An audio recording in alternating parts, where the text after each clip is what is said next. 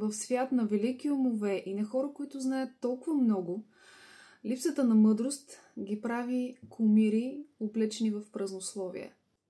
Днес искам да ви разкажа на какво попаднах и какво осъзнах преди няколко дни, когато имах време и реших да си пусна нещо интересно. Бях забравила потенциала на телевизията, но се срещнах отново с него и реших да гледам някой подкаст от така нашумелите в YouTube. Обаче, това, което видях от няколкото ми опита, е, че участниците говореха наистина разни неща, много интересни, но все едно нищо не казвах. Не можеха да ми задържат вниманието. За всичко това прозираше липсата на мъдрост в обясненията им, въпреки знанията. Нещо, което губи хората, които искат да чуят опитността и душата на човека отсреща. Разбира се, има и хора, които слушам, но реших само да надникна в хилядите последователи на останалите. Какво толкова дават на своята аудитория, с което аз и много други не резонират и не могат да задържат вниманието им. Оказа се, че масовото мислене на хората и земното съзнание е на 4-годишно дете, независимо, че отсреща може да стои възрастен мъж на 44 години или пък дама на 50 години. Съзнанието е на 4-годишно дете. Нещо, което преди известно време на мен самата ми казаха, че трябва да правя, за да мога да ангажирам повече хора и за да мога да достигна до тях и съответно да бъда разбрана с това, което ежедневно правя, с това, което поднасям в работата си. Признавам си, опитах, но не задълго, защото не бях аз. Още повече, когато посланията слизат дума по дума, не мога да си позволя да променя замисъла само защото трябва да привличам хората. И ето тук идва основата. Ако ние постоянно правим нещата на база това, че трябва да привлечем хора, че трябва да привлечем клиенти, че трябва да привлечем аудитория, лайкове и така нататък, първо няма да сме удовлетворени, защото няма да бъдем себе си. Второ, ще се слеем с масата, която гъмжи, която ни заобикаля ежедневно. Бълва се някаква информация. Излизат определени хора, казват неща, което няма нищо лошо.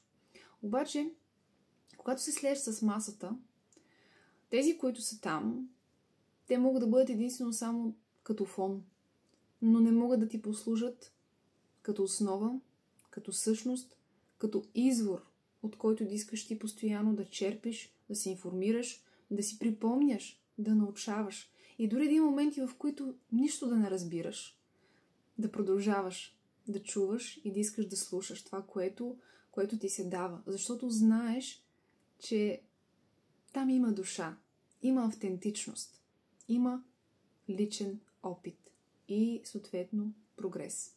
И понеже знам до кого ще достигне това видео и познавам част от хората, които ще го гледат до края, просто наистина бъдете себе си. Не се подценявайте, не се обезценявайте, не се крийте, не се смалявайте сами, защото ние сами това, което можем да си направим, друг не може да го направи.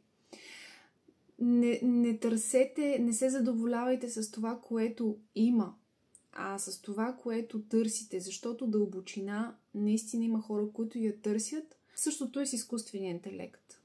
Естествено, много се използва. Много е удобен.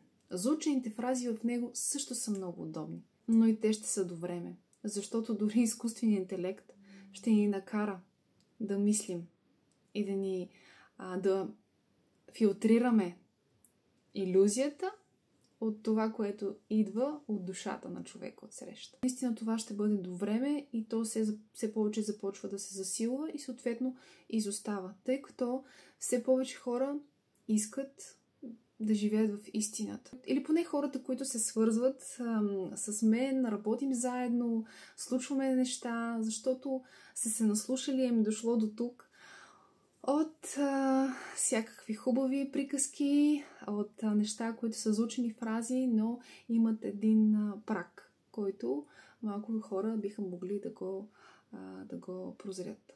Това са хората, които търсят истината в живота си.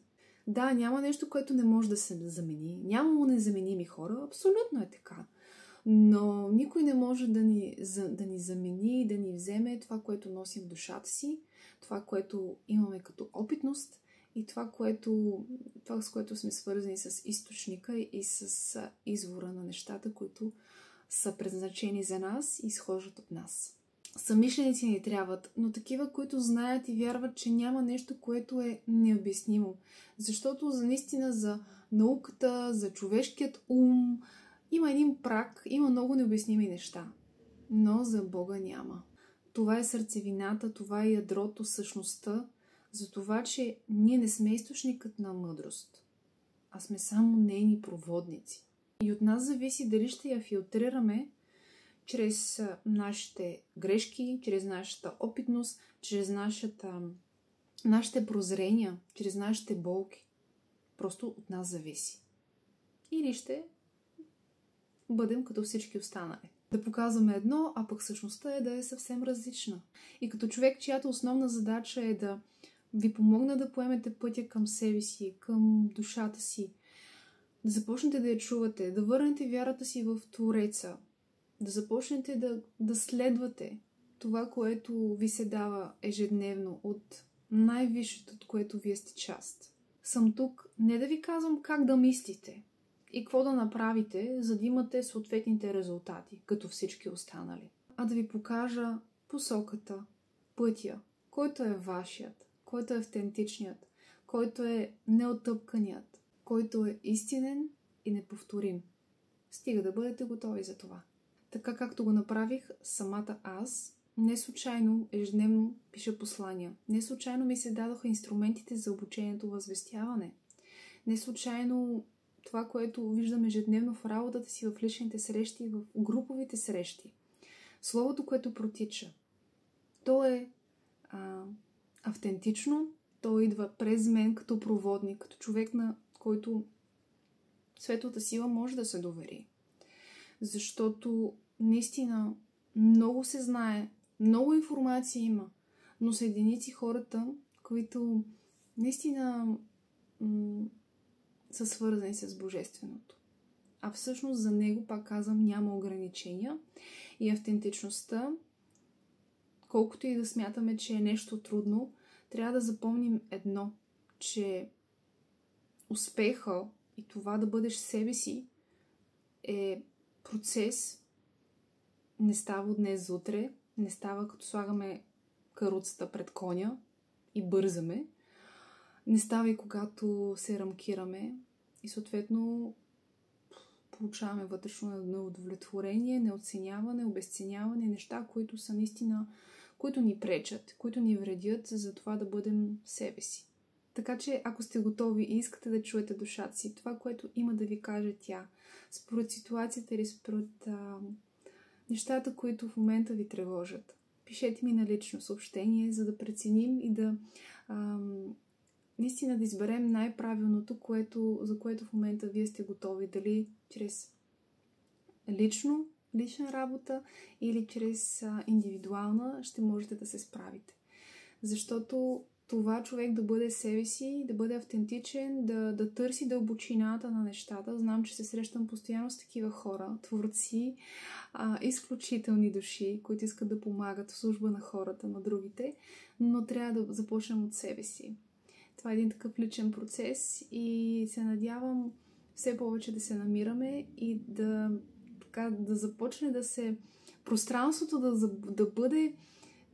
да има все повече истина и все повече светли души да започнат да представят себе си, да започнат да излизат с името си, с това, което създават, защото наистина имаме нужда от хора като нас.